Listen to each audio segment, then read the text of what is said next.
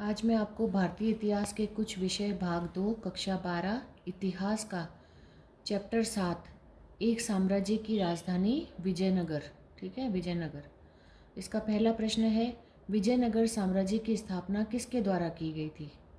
तो इसका आंसर होगा, विजयनगर साम्राज्य की स्थापना दो भाइयों हरिहर तथा बुक्का द्वारा 1336 ईस्वी में की गई थी। ठीक है, तो विजयनगर साम्राज्य की स्थापना किसने की? दो भाई थे, हरिहर तथा बुक्का। 1336 में इन्होंने इसकी स्थापना की थी। प्रश्न 2 है, विजयनगर साम्राज्य के विभिन्न राजवंशों के नाम क्रमानुसार लिखिए। ठीक है, कौन कौन से राजवंश आया? सबसे पहले कौन सा राजवंश आया, फिर उसको हटाकर दूसरा राजवंश आया, इस तरह से उनका हमें क्रम से नाम लिखना है। तो इसका उत्तर होगा, विजयनगर साम्राज्य का पहला राजवंश था संगम वंश। ठीक है, संगम राजवंश आया था। फिर उसके बाद में आया सुलुव राजवंश। फिर उसके बाद में आया तुलुव राजवंश। तुलुव राजवंश का सबसे शक्तिशाली जो शासक था वो कृष्णदेव राय थे। ठीक है, तुलुव राजवंश के सबसे शक्तिशाली शासक कौन से थे? कृष्णदेव राय। और चौथा वाला था अराविदु वंश। तो कौन कौन से हो गए? संगम वंश, फिर दूसरा हो गया सुलुव, तीसरा हो गया तुलुव और चौथा हो गया अराविदु वंश। ठीक है, अब तीसरा प्रश्न है, गोपुरम व मंडप को स्पष्ट कीजिए।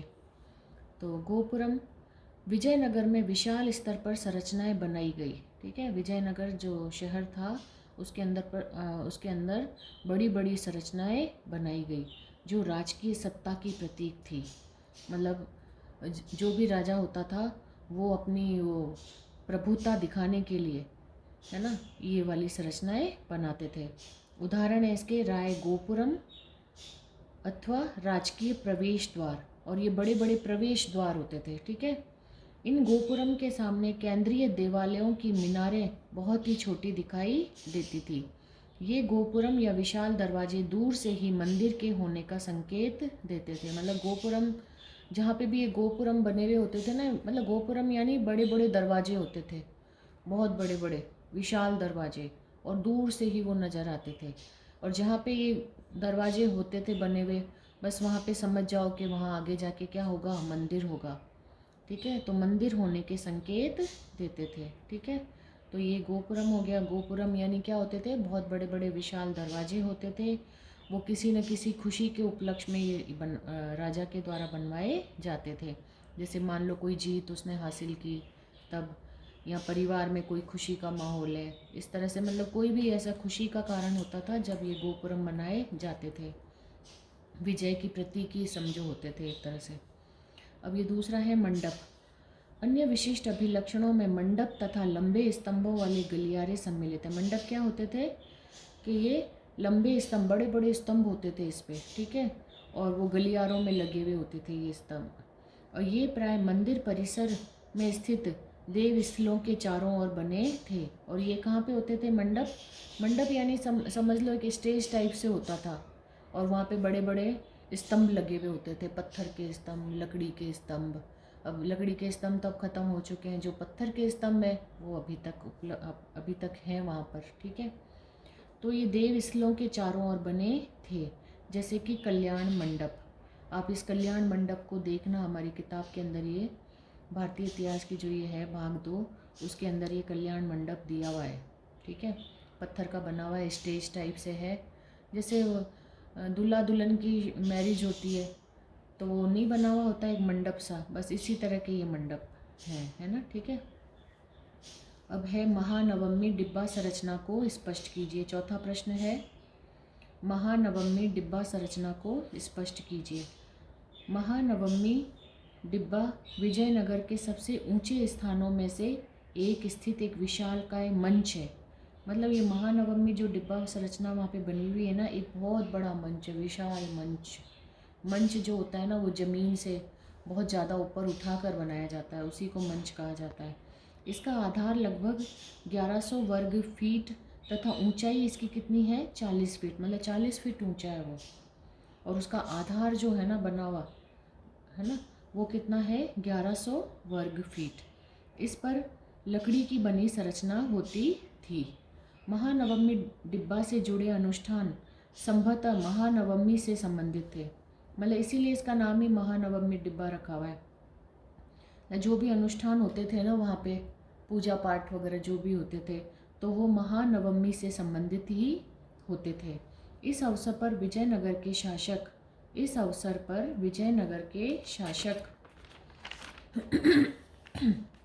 अपनी प्रतिष्ठा, शक्ति तथा अधिराज्य का प्रदर्शन करते थे। मतलब ये यहाँ पे जो मनाया जाता था ना पर्व ये वाला, इसमें अपनी प्रतिष्ठा, शक्ति का प्रदर्शन करते थे कि मैं शक्तिशाली हैं हम, है ना। अधिराज्य का प्रदर्शन करते थे।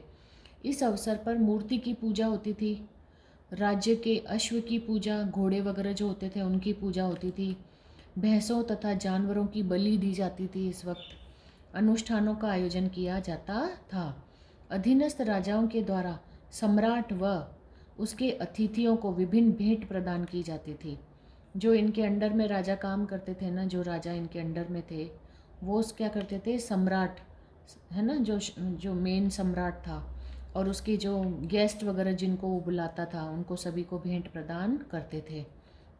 विभिन्न नृत्यों का आयोजन होता था, कुश्ती प्रतिस्पर्धा होती थी, शोभा यात्राओं का आयोजन भी किया जाता था। ठीक है, तो ये हो गया महानवमी डिब्बा।